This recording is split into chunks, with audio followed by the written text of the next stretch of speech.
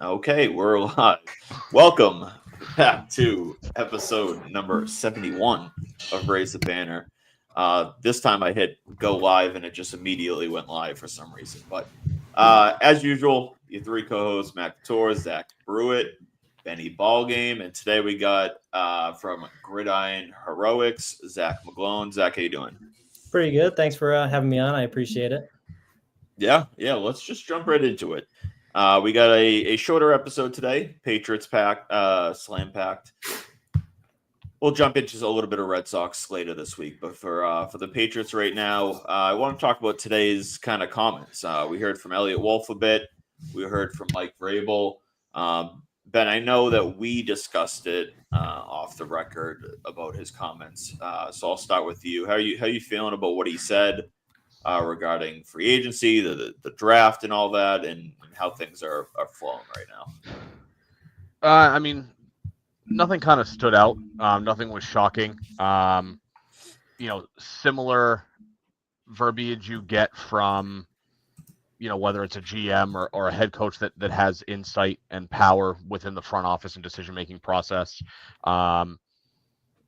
I would say, at least from a Patriots perspective, it's nice because we're not used to hearing from, the front office guys, or at least, for the last 20 some odd years, pre-Gerard Mayo, we didn't hear a peep about anything. It was a throw a dart at a dartboard and guess what the best of them situation.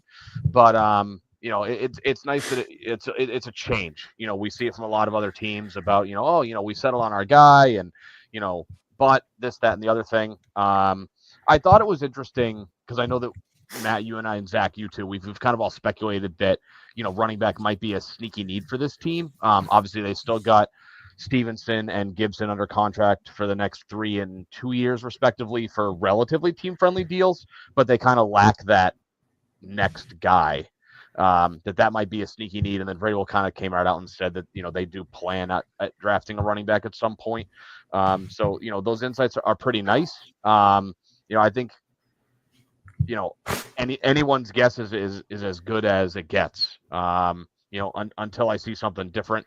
I know it's a different regime, but until you see something different, you really don't know what to expect because you only have really one thing to go on. So, we'll see what they do at 4 if they even stay there.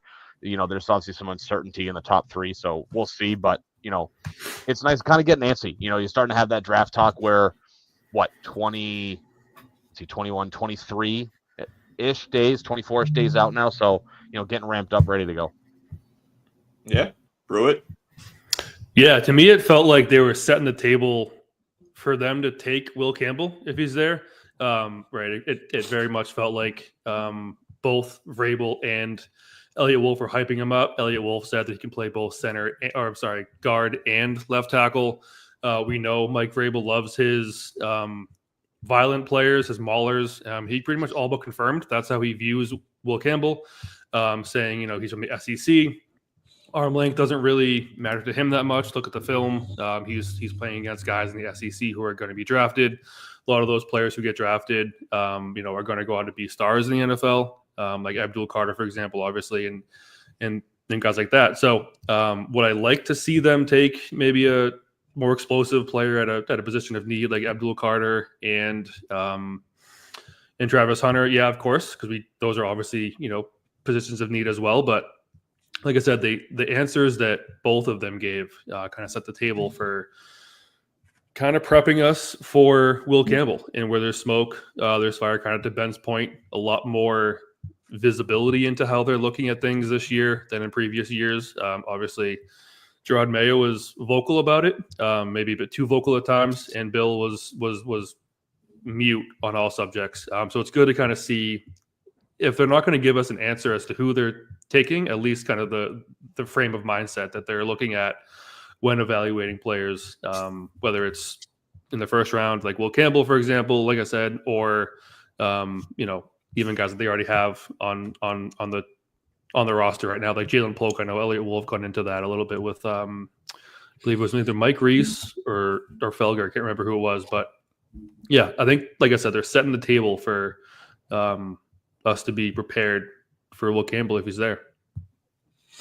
Yeah, absolutely. Zach, you got anything on Vrabel and then even Elliot Wolf comments? Yeah, I mean, so obviously Variable talked about Travis Hunter a little bit, saying how they'd let him play both ways, which at the NFL level, different ball game. But I mean, I like what Elliot Wolf said a couple weeks ago about having him, minor on one side, major on the other. But I mean, I completely agree. I really think Patriots fans should start getting ready for Will Campbell in a Patriots jersey, especially if Travis Hunter's not on the board. Because, I mean, Abdul Carter, yeah, it'd be great if he was there at 4, but if he's not, and I don't think he will be, then I think Will Campbell's pretty much just going to slide right into left tackle, because I think left guard could be more Layden Robinson area. And as we said, or as you said, he loves that Taylor Lewan, mauling type of guy. So I think people are start getting ready for it. Real quick, Yeah, absolutely.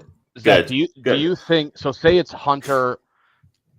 So Matt and I kind of disagree. I think the Giants still, I think the odds favor them still taking Travis Hunter at 3. But let's say they don't. Let's say they take Shedeur Sanders, and you've got Hunter sitting there at 4. Do you still feel like it's Will Campbell, or is there a real shot that it's Travis Hunter at 4, and that they might say, he's too good to pass up. Let's look at, like a Josh Connerly, or I'm not even going to try to say the first name, the kid from Minnesota, like whether it's like Ursary, Ursary, like either like late first or early second, depending on where they think he might be. Like, is there a real shot it's Travis Hunter if he's sitting there, or is it like, yeah, he might be there, but you still should get ready to listen for Will Campbell being called? I think if Travis Hunter's on the board and no one's coming knocking with multiple first-round picks and a trade down, I think they might sprint that card up with Travis Hunter's name on it. Okay. I mean, yeah, that's what I do. And when you have a shot at the best player in the drafts, I think, especially with Elliot Wolf catching so much fire this last offseason, I think he's going to take Travis Hunter. He's there. Yeah, that's exactly what I was just about to say, is like, they're not going to come out and say, yeah, we want Travis Hunter. That's who we're going to pick if he's there. But I think that he is seen consensusly by the Patriots and around the NFL as, if not the best player in the draft, one of the top 2 or 3 best players in the draft. The only other 2 really in consideration, in my opinion, are Abdul Carter and Genty. And then, I'm not going to get into the do you take a running back that early type of conversation, but I think if Hunter's there, that's going to be the pick. For the simple fact of, I think he is pretty close to bust proof. He can help on both sides.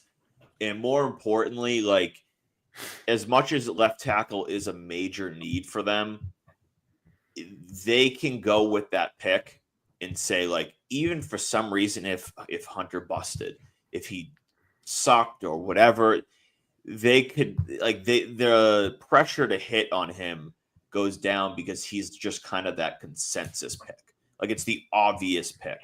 So it's like if, I don't know, like Trevor Lawrence with Jacksonville.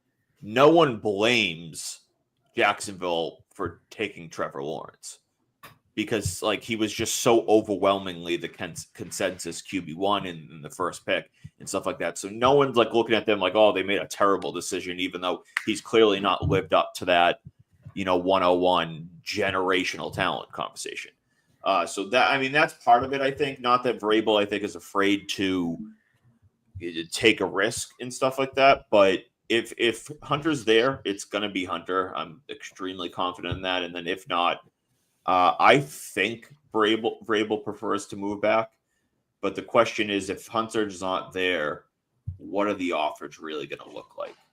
And I just don't really see them being overly great. So at that point, I think I lean more likely that they just sit and take what I think would be Campbell. But in my preference is they could slide back a few picks and then ideally still get the guy. Yeah, I mean, I agree. I think an ideal scenario, if there's no Carter or Hunter at 4, could be, a Will Campbell, and not guard Will Campbell, left tackle Will Campbell, and then maybe move up back into the 20s to get a guy like Luther Burden or one of those receivers. That's where I would probably lean.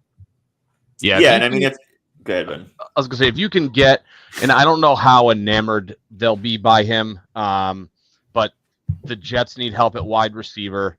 Carolina could use a wide receiver. So it's like, do you run the risk of, do you take, the Jets could offer you a little bit more of an enticing pick, because I don't think Carolina is going to give you their second rounder because they don't have much after that. But, could you see a team like the Jets be like, hey, we'll give you 7 and 73 and, a third rounder in 2026. Would they pull the trigger on that? Like, could you probably still get Will Campbell at 7? Maybe, because maybe the Jets go, we don't want to miss out on a chance to give Justin Fields a guy like Ted McMillan, and maybe they pull the trigger and say, this is something we can, maybe we can build around Justin Fields because we've got 2 years to figure out if he's going to be a future asset, and we want to give him as many weapons as possible. Not to mention the fact that outside of Garrett Wilson, they really have nothing as far as talented pass catchers go on that team. Yeah, certainly, like Ted McMillan to New York makes a lot of sense. McMillan to the Saints makes sense. Panthers. Jacksonville, outside of Brian Thomas Jr., like they don't really have much there. Like he could even go there. Obviously, like you just said, the Panthers make sense. So there's a lot of teams inside there that I think he matches up with. But I also buy into the stock that there's a chance that they just don't really love him. We've heard whispers around the league that some teams don't view him that highly. And I'm one of those guys. I like him. I think he is a later first round talent. But we'll see on that end of things. But obviously the question comes, like for the Patriots, is if Hunter's not there, how do you approach it? Do you say, is Campbell let's just go get the guy we want, like the next best guy that we see, and whether that's Will Campbell or whoever, or do we try to slide back, whether it's 2 to the Raiders, 2 picks to the Raiders, like you said, 3 picks to the Jets, or maybe all the way back? I think like the furthest I could see is maybe like 12 with Dallas. Do you guys anticipate, like how much, if Hunter isn't there, what do you think the likelihood is that they move back?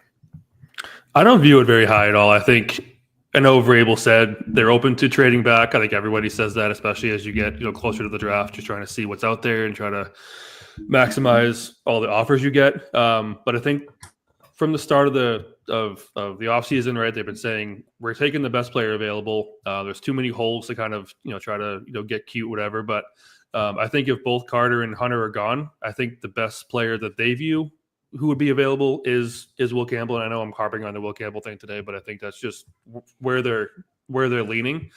If again both those guys are gone, I think they do view him as the third best player in the draft for what they have.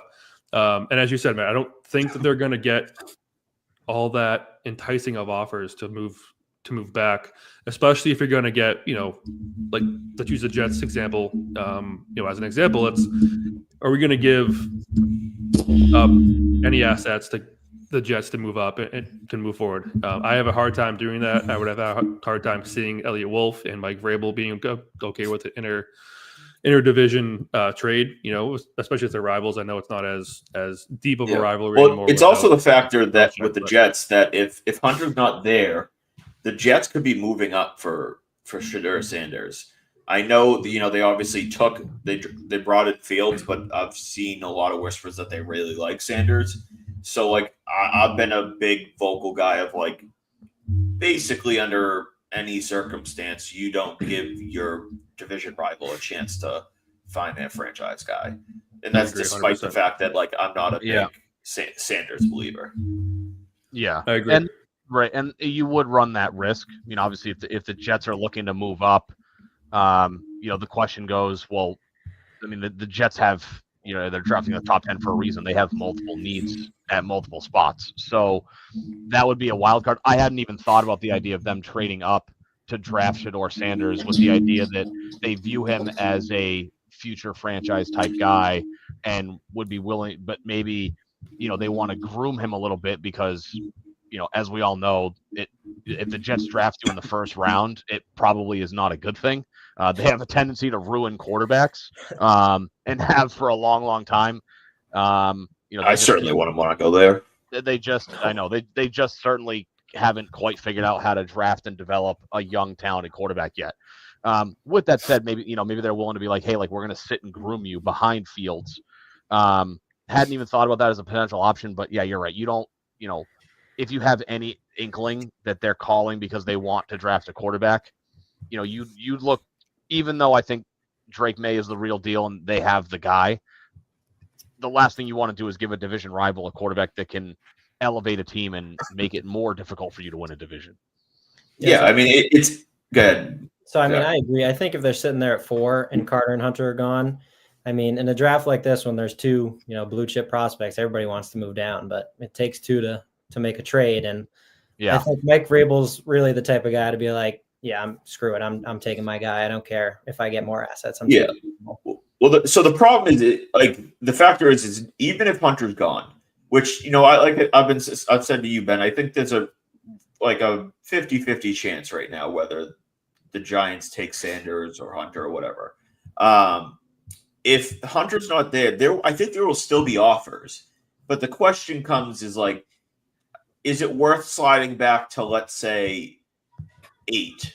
Let's say the Panthers want to come up for Mason Graham to jump the Jaguars.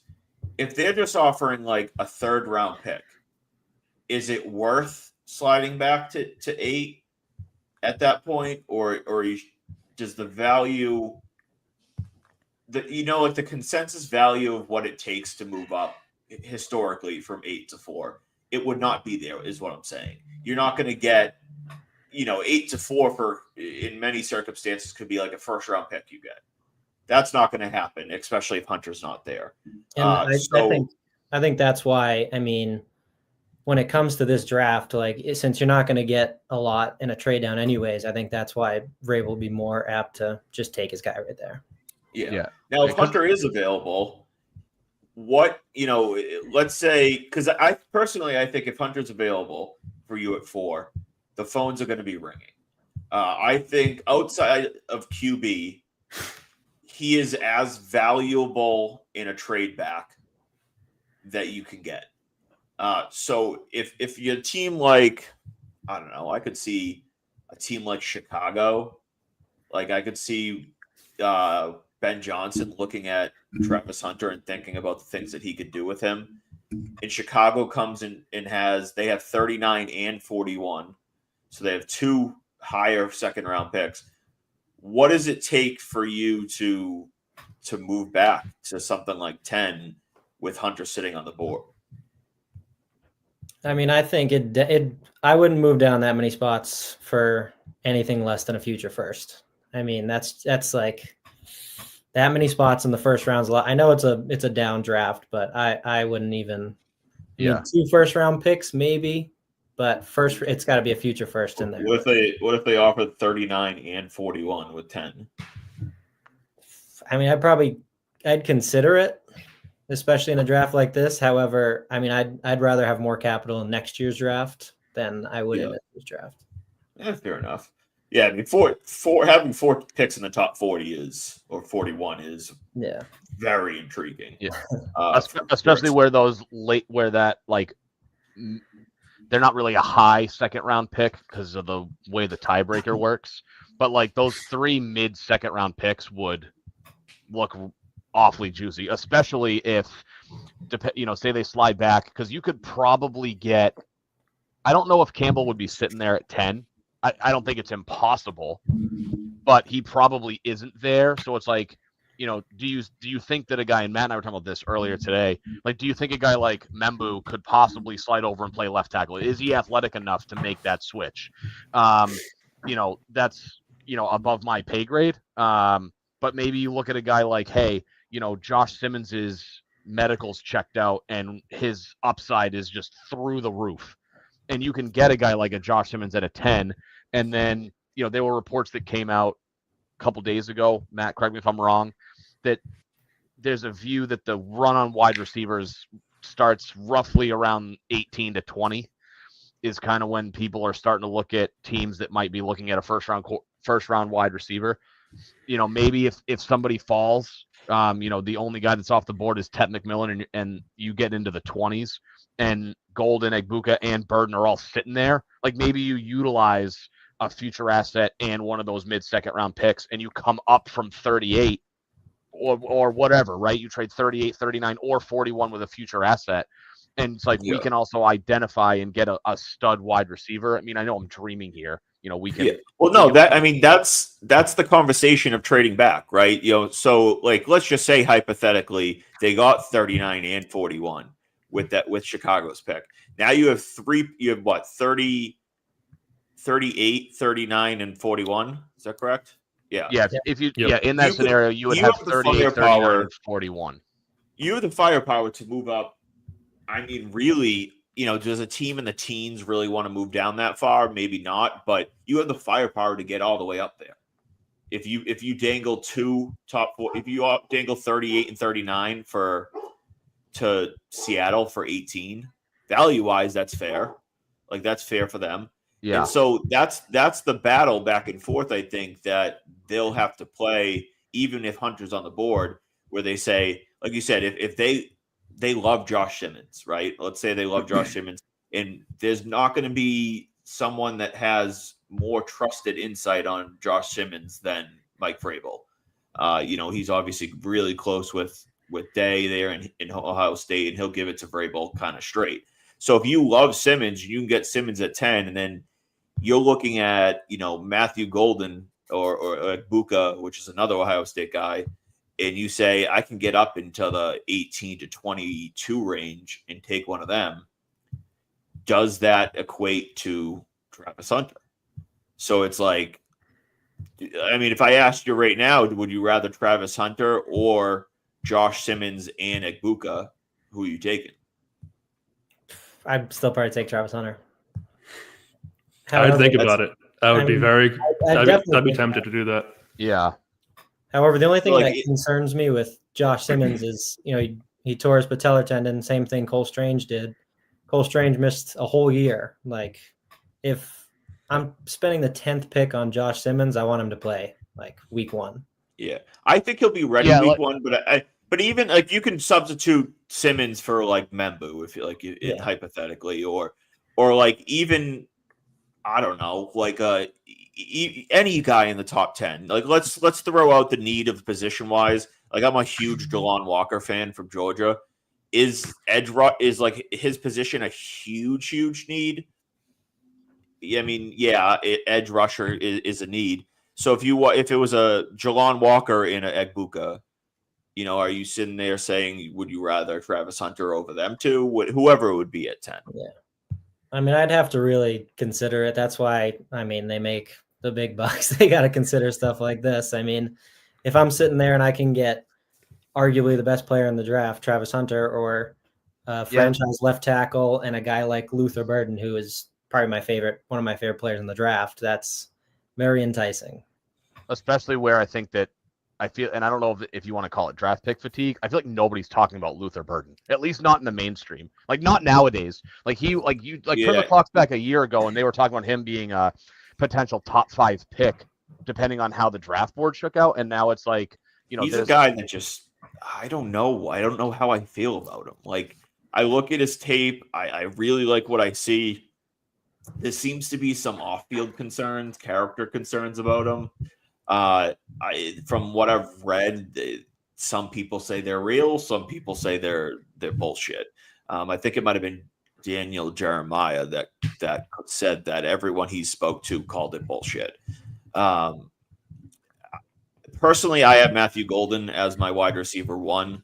I love his game. I have Egbuka as my wide receiver 2, with Tet and then Luther Burden right after that. So Burden is a guy that I would really like. I would be really interested in still moving up if it's in like the late first round.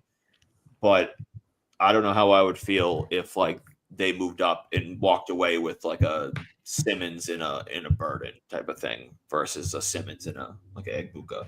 Yeah. So I mean, my rankings are pretty similar. I have Matthew Golden first, and then I have Luther Burden, and then Egbuka and McMillan for. I'm not a Tet McMillan guy, but I mean, when it comes to watching Luther Burden, I really like to turn on the 2023 tape before he had, really poor quarterback play. And I mean, the dude just jumps off the tape. He is just an absolute freak with the ball in his hands. And I mean, if anybody can get him back to that form and get the off-field concerns off, it's Mike Vrabel. Yeah. Where do you have Travis Hunter if you consider him a wide receiver? So he's one. So just pure receiver, Matthew Golden's one. But if we're going, all like because that's what I'm going into. Like I'm in a few Patriots chats and stuff like that.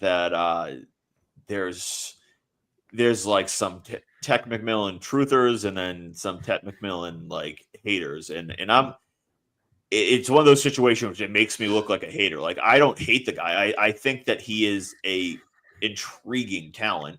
Like I said, I just view him as like a late round one guy. My question to those people is very simple. It's what does Ted McMillan do better than Travis Hunter? If your one answer is like jump balls, I mean, maybe Travis Hunter is phenomenal in contested catches too. McMillan might be able to get a little higher and get a little bit of a higher catch radius. But, like, what exactly does he do better? And I just don't really see that answer in front of me. I might be mistaken, but I believe Travis Hunter was ahead of Ted McMillan on contested catch rating last year, so even that, I mean, I just think Travis Hunter's even at receiver or corner, he's an elite talent. And can't really go wrong. Do you see him? Where do you see him playing this year? I think you really got to let Stephon Diggs kind of mentor him while he really works on, route running polish and stuff like that. Because, I mean, he's an explosive athlete. Wherever he plays, Josh McDaniels is going to get him the ball. So, I mean, I think in the Z, he'd be really good. I think if you, put Stephon Diggs on the outside like he was at Buffalo and you have him, Hunter kind of moving around and you can kind of pair them together and have them complement each other, I think that'd be really fun to watch. Yeah, I know Hunter played most of his snaps outside, I think, in Colorado. And he obviously received a ton of targets, and then he would go over on defense. And I'm pretty sure he had 14 pass breakups last year, which is just an absolute absurd number in college football. Zach Brewitt, where are you on the Travis Hunter train in terms of do you think it's possible for him to be a two-way guy, or do you find it more unrealistic that he can be that in the NFL? And by a two-way guy, I mean like mostly full-time on both sides. Yeah, I think if he and they, meaning whichever team drafts him, want him to be a two-way player, I see it as like a short-term couple year thing before his body starts to break down. That's going to be such a taxing, it's already a taxing sport as it is. And both of those positions are probably one of the more taxing at on either side of the ball. So if they're going to be, playing corner and wide receiver, I can't see it being a long-term thing, maybe for 1 year, and then they'll determine kind of where he's at corner and wide receiver. Maybe give it 2 years max, but I would see him being more of a one side of the ball player. And I think whoever's going to take him has to view him at wide receiver if it's top four. It'd be hard. It'd be much harder, I think, of a sell for both internally and to the fans and everybody else to take a corner at 2 or 3 or whatever. I know like there's been kind of, anomalies like Sauce Gardner, I think was 4. There's been a few other safeties who have been 5, but taking a corner that high really have to be like a generational talent. I'm not saying Travis Hunter is not, but I view it as short-term two-way for the grand scheme of things, a one-way player. Yeah, fair. I mean, that's kind of also part of the conversation I agree. Like playing 100 snaps a game, like it's just, I don't think it's sustainable in the long term. But it also kind of shifting into a conversation that Ben and I butt heads about quite often. And it's the general approach positional wise in the draft. I'll send Ben a mock and it will have like, dude, he drives me fucking nuts. I'll send him a mock where it has like 2 edge rushers in the top 4 rounds, and he'll be like 2 edge rushes that early, question mark, and like a day later sends me a mock with 2 edge rushes in the top 4 rounds, and it drives me freaking nuts. But anyways, The debate between like how do you balance best available in needs? Obviously, left tackle at this moment is the biggest need. But if you're drafting Travis Hunter and let's say they plan to play him primarily at corner, like, does that, let's say you view him primarily as a corner, does that negatively affect his value for you guys? Or are you saying like, just go with the talent, trust the player in one way or another, it will help the team? McGlone, you can start with us there. If he's only playing corner, I don't think I can justify taking him at 4, especially when you have one of the best corners in the league and Christian Gonzalez, and you just spent $60 million on a number 2 corner in Carlton Davis. I think he's way too good with the ball in his hands to play him strictly on defense. And with an offense that hasn't had a stud receiver in I don't even know how long, you got to play him a receiver. Yeah, I think it's unlikely that even if he's primarily corner, that he doesn't see offensive snaps. I think he, like, no matter what, he'll see offensive snaps on. Doesn't matter the team that he's on. That's just seems to be the biggest question. And I don't know about you guys, I've kind of gotten the sense that more teams probably view him as a corner, which certainly will affect his draft stock and how teams view him. Like, where are you on? How do you balance that? So if you view him as a corner, does that put or let's say the Pats view him as a corner, does that mean you would turn and say you would rather Will Campbell than a Travis Hunter at corner? I think Mike Vrabel would say that. I think Mike Vrabel would say, all right, he's going to play corner. I'm not taking a corner at top 5. I'm not taking a corner. I don't think he would do a top 10. So I think if him and the front office view Travis Hunter as primarily defense, and of course he's going to get, as you said, some snaps on offense, I think that would put Will Campbell ahead of Travis Hunter. And like I said, I think that would push Vrabel. Right, all signs point to him being the decision maker. Him saying he's my guy. I'm going to go get Will Campbell. Mm-hmm. I know that I'm giving up a lot of talent and a lot of explosiveness with Travis Hunter, but I can't take the risk of a guy who would play 20% of snaps on offense, if that. If we're viewing him as a primary corner, and as you said, Zach, he would be your third corner, potentially your second. He's not going to overtake Christian Gonzalez. He's not going to overtake Carlton Davis, at least in the first half of the year, probably. So it'd be a real tough sell and a real, I think, bind to put Mike Vrabel in that position if he was to take Hunter as a corner over Campbell. The good thing is they could play all 3. I think you could easily put Travis Hunter inside and he can handle the slot like it's his job. And not gonna lie, if you had all 3 of those in the secondary, that is a hell of a secondary. Beautiful secondary. Like, be a hell of a secondary of a top 3. Finishing up here, looking past the first round, is there any guys that have come out and slapped you in the face on day 2 or day 3 that you're overly excited about and want to become a Patriot? Yes, I think the obvious ones are, the Ariante Ursary, Josh Connerly guys, but I absolutely love Kinshawn Judkins, from the running back from Ohio State. That dude is the definition of juice. Like, when he hits the hole, he is just gone. And if you can get him in the 3rd round, that's what my latest mock draft has is them taking him top of the 3rd round, which I'm not sure if he's going to make it past the 2nd, but that's a home run hitter right there. And I think he immediately might take Ramondre Stevenson's starting spot. What's your thoughts on JD Giddens? On who? JD Giddens. It's DJ Giddens. So this running back class is just. Oh, I said JD.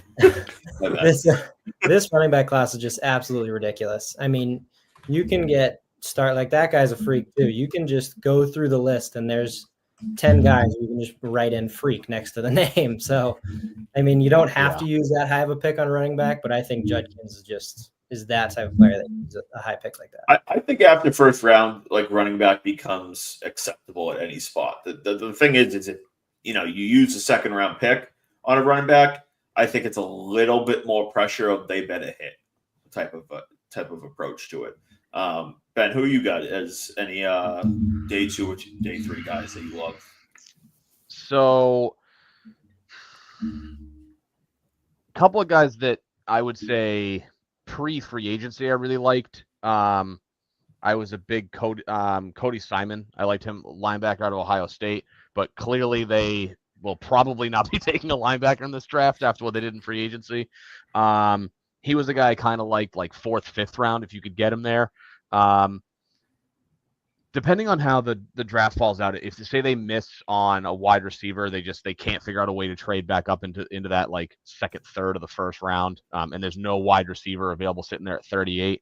Like that next crop of guys, Jaden Higgins, Jalen Noel, Jalen Royals, there's somebody else in that range that I'm forgetting. But I know, and I'm going to blank on his name. I was thank you, Trey Harris out of Ole Miss. I was reading somebody. It may have been Mike Reese. It was one of the like bigger name Pats writers who basically said that Jalen Noel screams being a New England Patriot. In like one of his combine reviews, he said that like Jalen Noel is the guy that just checks all the boxes for a guy who could just, no pun intended, but slot into the offense and be an inside. Good route runner, good hands. He's a guy that I like, from a skill position standpoint. I think a sneaky name for running back just because, maybe not getting as much love as he probably could be. I was a big Cam Scatabo fan this year. He's more of a bigger bodied guy than a Quinshon Judkins. But I think the skill set is there. Like Zach said, the running back class is pretty deep, deeper than I think it's been in the last couple of years. I mean, obviously it's super top heavy with Ashton Jonty, but I mean, Omari and Hampton, it should be very, very good. But yeah, I mean, I would say, so like, Jalen Noel, Cam Scatabo, guys like that. Pruitt? Yeah, I think I was going to go through a lot of the same wide receivers on day 2 that Ben did, especially Jalen Noel, kind of just, as you said, screams, your typical slot receiver for the Patriots we've had in the past. Quick, gets the ball, gets open. But Jaden Higgins, I think, is a guy that if we were to grab him, he wouldn't really he would present a type of player that we don't have and we haven't had in a while, a guy who could kind of go up and get it, guy who's, bigger bodied, kind of a freak athlete in terms of his 4.4 speed, but also his size. Compares well to T. Higgins from what I've seen. So, right. I mean, if you're going to go get a Travis Hunter, then maybe that shifts things a bit because taking 2 wide receivers in the top 2 rounds, might be a bit of a conundrum. But I think he's a guy that you look at, especially if you get Will Campbell at 4. He's a guy that you look at as someone of a player that you don't have right now, as I mentioned. Diggs is more of the outside, a bit more of a route runner than a go up and get it type of guy. Everybody else is kind of that smaller kind of slot receiver, a bit quicker on the inside. So Jaden Higgins would be a guy that I would be looking at as especially if you go, like I said, Will Campbell at 4, to go get him as kind of that change of pace, different look for Drake May. Yeah, I'm definitely higher on Trey Harris than I think the general consensus is. I think he's a great route runner. He has just been consistent and was very, very good at Ole Miss. I really like what I see there. So he's certainly a guy that I like.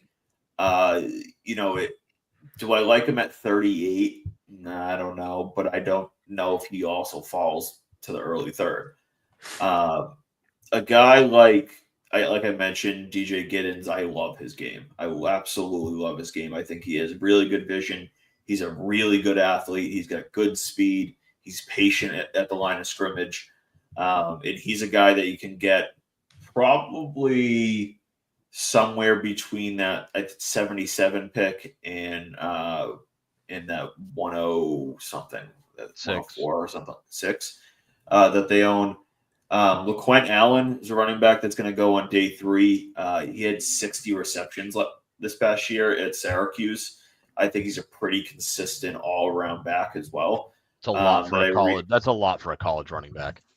Yeah, It's a lot for an NFL running back for that matter. He's not like really that small either. Like it's not like he's like a James White style, like small, where he's just solely a receiving back. I like his game a lot. I think it's Chase Lunt, the tackle from UConn. I think he is a really, really intriguing, probably early day 3 tackle option. Now, I don't think you could I think coming out of the draft, you would have a hard sell to people if that's the best tackle you take. So in theory, he could be like the second guy that maybe they double up at tackle. It's not like they have an answer at right tackle long term either. Still, right. Outside of them, there's some edge guys I really like. Ben, I go back and forth on Princely. I loved him at first. Then I started falling away from him, and I've started to really kind of like his game again. Kyle Kennard is another guy from South Carolina that really intrigues me. He's probably going to be a round 3 guy. So the more I watch and look into this draft, the more I really like day 2 and 3. And so that also plays a factor, I feel like, into the concept of trading back for me. I still lean, if it's Hunter, just take the guy. But if they could get a haul and it's a package, if Hunter's not there and they can get, let's say, a second round pick, you move back to 8 and you get a second round pick in the mix. Or the Panthers don't have a second, but fuck that. You know what I'm saying? If they can add another day 2 pick, I think that's really important of the talent I think that's there. Which I think we've heard around, it seems like there's a top 10 and then a little bit of a fringe, and then the guys that are going 20 to 60, 20 to 40 are basically all around the same talent on boards. That's wise. So I would really like to add a day 2 pick. But that also could come by trading up, using a future pick.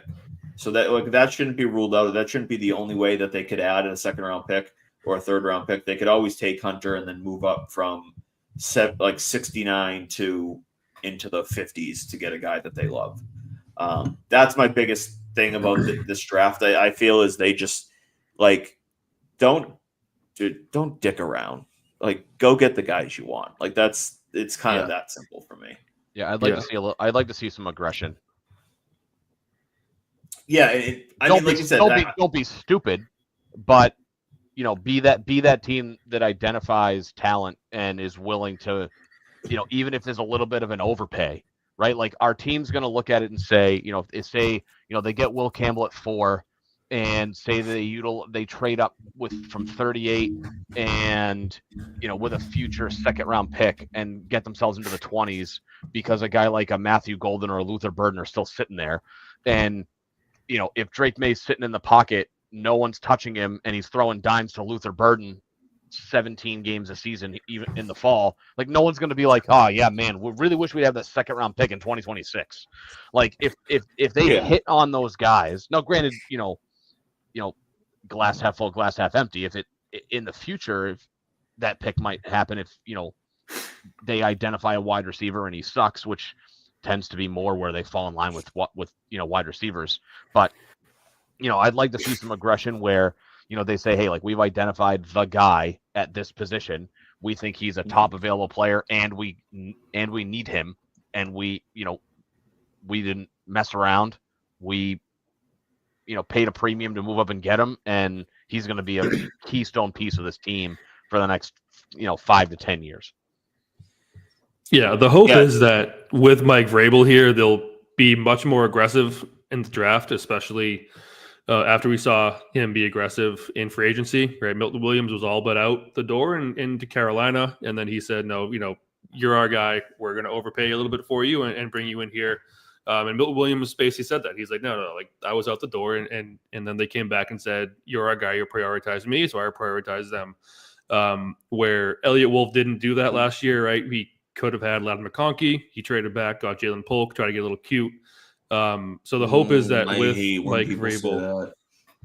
It gives me pains. I get like chest pains whenever we talk about this on because like Ben knows how much I fucking love Ladd McConkey. We talked about it. Yeah, exactly. He's great, and he would have done wonders with Drake May, and obviously Jalen Polk did not. So the hope is that Mike Vrabel kind of puts all on the table and says, "This is our guy. We're going to go trade up. Yes, it's probably going to be an overpay because when you're trading up, it most often is an overpay. Yep. But if he's your guy, you have to go get him, and you aren't really in a position to sit back and wait for maybe a lesser talent or the hope that someone falls to you. And I don't view Mike Vrabel as that type of coach and front office personnel. Yeah, and especially if that guy hits, no one's gonna think back a year from now and be like, yeah he's good, but we way overpaid for it. Like no one's gonna care what it took to get him. No. Like, do you think Houston cares that they traded? Like, I couldn't even tell you what Houston traded 2 years ago to move up from 12 to 3 to take. I was just going to use that same example. Right after taking C.J. Stroud. Like, nobody remembers that trade. And exactly. Will Anderson is a stud, and it looks like they landed a potential franchise quarterback in C.J. Stroud. Like, they utilized the assets. Like, nobody remembers that trade because it's like Will Anderson's one of the best pass rushers in football, so nobody cares. That also goes down to the notion of, and this is where we butt heads a little bit, Ben, is like trust your board. I know the Patriots have needs, and I'm going to say this every episode until the draft, which is, I don't know, 3 or 4 more. Take the best available player, like within reason. Obviously, like I'm not saying take a QB in round 1, like, and I'm not really a running back in round 1 guy, but like, take the best available player.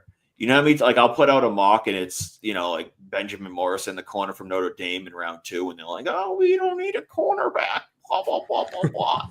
It drives me fucking nuts. That's me. Like, I did that to you yesterday. Yes, I know. You do this to me all the time. And it drives, half the time I think it's just to piss me off. But like, it's already difficult enough to hit in the NFL. Like, don't be moving down your board like multiple spots because you're like, oh, well, we need an edge rusher, so we'll take the 6th guy on our board instead of, the number 1 guy being a cornerback. Like, take the cornerback. You know what will happen if you hit on him? He will help you win. Like, you can never have too many good cornerbacks. You know what happens if he's really good? In 2 years, when Carlton Davis is easily cuttable, you have your cornerback 2 to slide in for the next 3 to 5 years, 7 years after that. Like, stop worrying about it. Like, draft the best available players because they will help your team win. Yep. Everybody wants like, oh, we need a tackle first, so let's go Will Campbell. Oh, we need a wide receiver the next most, so let's take a wide receiver in round 2, and then we'll take an edge rusher in round 3, and then we'll take a guard in round 4 and a safety in round 5, and like just draft based off your need list. And it's like, dude, like that's what the Patriots did last year, and look how that worked out. Like, are we looking at this draft right now from last year and saying this is good? The answer is no. Our second best pick is fucking Joe Milton. Like, what do we like? Think about it. Like, draft best available. That's my rant. You know what? That's my state your take. Anybody who argues against it, screw you. All right. What's your state your takes, boys? Zach, just a quick rundown. It's any take you want, any take. It doesn't even have to be sports related. I'll let you think yours for a second. Ben, start us off. Give me something. I don't even care if you're not ready. I was born ready. I took my prune juice and my pills this morning. I'm gonna say. Aren't you late for bingo? No, that ends at 7. It's on Wednesdays. It's on Wednesdays. Yeah, Elks Club is Wednesdays, closed on Wednesdays 2 p.m. to 2:30. Yeah. So I'm gonna say, just based off what I heard today, that I think even if he's sitting there at 4, and he meaning Travis Hunter, I do think that unless the Patriots get the trade they want, they're going to take Will Campbell at 4. I think that just based on what Vrabel identified in pre-free agency as a way he wanted to build this team for the future, and the fact that, through a little bit of not wanting to overpay for guys who shouldn't have been overpaid and guys who didn't hit free agency, that's like the one thing that the Patriots really didn't do in free agency was find a long-term solution on the offensive line. Moses definitely helps, but he's 34. So I'll say that, even if Travis Hunter is on the board, unless they get a market value trade down offer, I think it's Will Campbell, because I think that's how Vrabel wants to build this roster. I like it. Brew it. Keeping on the Patriots topic, I was higher on them last year than I should have been, obviously, with how that shook out. This year, I'm equally high, if not higher. They will be hosting a playoff game this year. Just all the additions they've made, especially March take. I said that March take. Hawks are going to be winning the AL East last time. I'm going Pats are going to be hosting a playoff game this year. How you feeling about the AL East take right now? I'll say that for as negative as I've been, the one time I go and try to step out of that and be positive about them, they go and prove me wrong. So I might be going back to my negative Sox takes. But no, I think, like I said, the Pats are going to be hosting a playoff game. They just have made all the additions they've made. They aren't in the margins. They're like star players, stud players. All of them are going to be starters. Mike Vrabel has the mentality to get the best out of everybody else in a way that Gerard Mayo just never could have sniffed. And I think the coordinators and the other coaches that he's brought in will get the best out of who's currently here and who else they've brought in. So quite bullish on the Pats this year. Love it. All right. McGlone, finish us off here.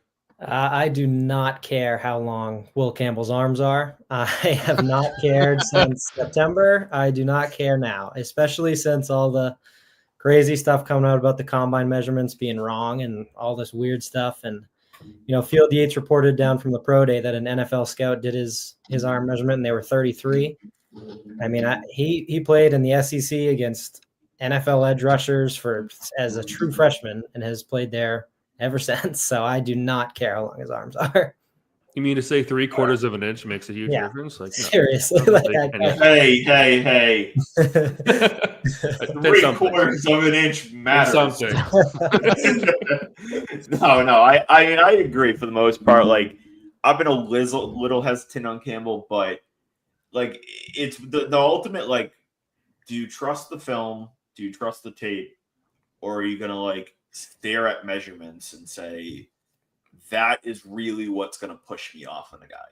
And it's going to be an interesting battle, but the Patriots clearly see him as a tackle. So if they believe in him, then I can't see why he won't be I think, Ben, you probably will end up right. Is if they get, unless they get a real offer, if Hunter's not there, it's going to probably be Will Campbell. Even though I love Membu as well. But all right, that's going to wrap it up for this week. Zach McGlone from Gridiron Heroics, thanks for coming on this week. Thank you guys so much for having me. I appreciate it.